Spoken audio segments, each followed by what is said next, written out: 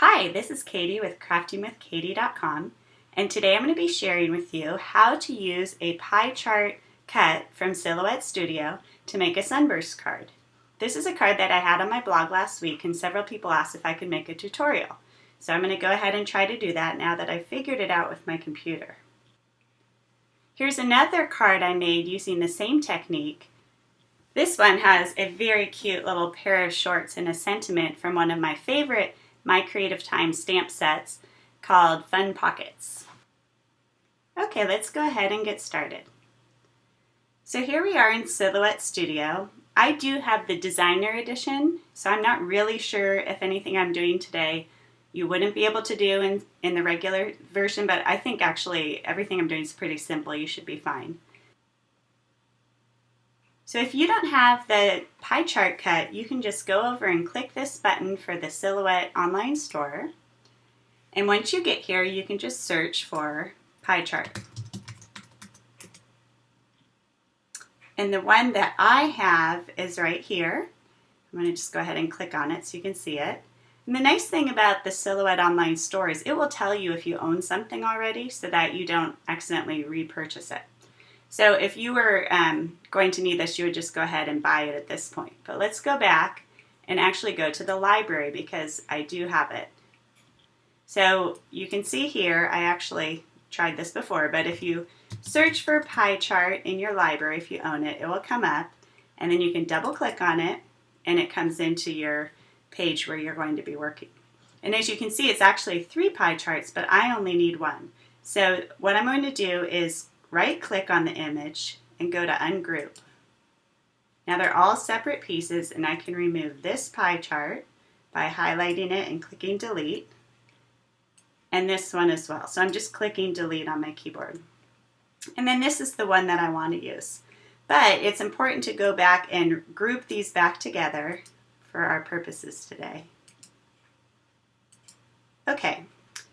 To make the pieces of pie just the right size for my card, I'm going to make a rectangle, and I'm not going to worry about the size when I make it because I can always select it and go up to the right to this button right here, which is open the scale window. And I'm going to choose the size that will fit nicely on an A2 size card. So I'm going to make this 5 1/4 inches by 4 inches. And then I will hit apply. Perfect. So now I'm just going to move this down and then take my pie chart and I'm going to size it so that it will cover the rectangle. Oops.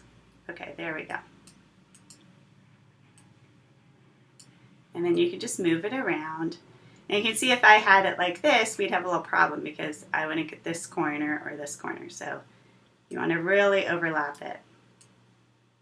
Now I could do it right in the center if I wanted whatever element I'm going to put on my card to be centered, but I actually want my element kind of down towards the bottom left corner. So I'm going to move the center of the pie there, but then you can see I have some exposed corners again. So I'll just go ahead and stretch it till it covers. Perfect. So now that I've done this, I want everything selected. So right now all the pie pieces are selected. If I hold down my shift key and hit the rectangle, everything's selected now, or I could hit Command All on my Mac and that would also select everything. Now I'm going to go to the Modify button and choose Crop. And as you can see, that cropped all the extra pieces on the outside, leaving me with something that will fit into a rectangle. Now, I don't want to forget how these pieces fit together. It's like a little puzzle. So I'm going to just click on, actually I'm going to group the whole thing together. And I'm going, if you right click, you can copy and then paste. But there's a shortcut that you can do to clone it. And it doesn't show up on here, but I know that it's Command D. Actually, if I get out of there, if I hit Command D on my keyboard, I get the exact same shape duplicated. So I'm going to put this off to the side. I'm not going to be cutting it. I just want it as a reference later. Now I'm going to right click on my original shape and ungroup it. And the reason I'm doing this is I don't want to cut these all out of one piece of paper. For my card, I would like to do alternating pieces, alternating patterns. So now that I've done that, I'm just going to kind of separate my pieces and take every other one and bring it up here. Oops. Bring it up to the top.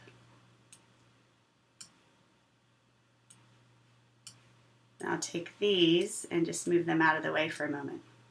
Now, to make this easier to see how it's going to lay out on my mat, I'm going to come over here and click on this button that'll show the mat and choose my size, which is a 12 by 12.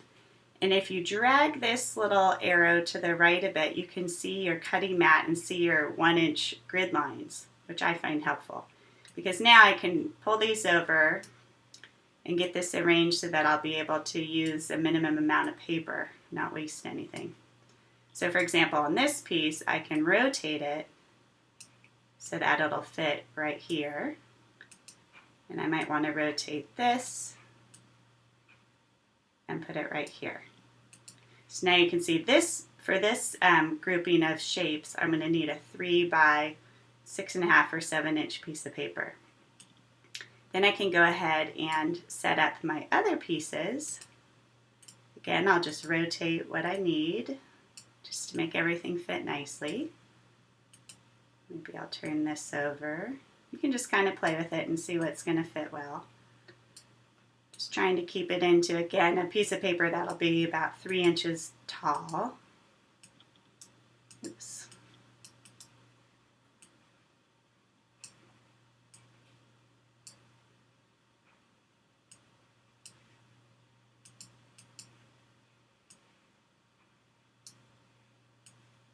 And I can put this here. So you can see for this other pattern that I'm going to be using, I'm only going to need a 3 by 5-inch piece of paper. All right, so that's pretty much it. So I'm going to go ahead and cut this out. And if you'd like to see how I put the card together and the finished look, you can go to part 2 of this video.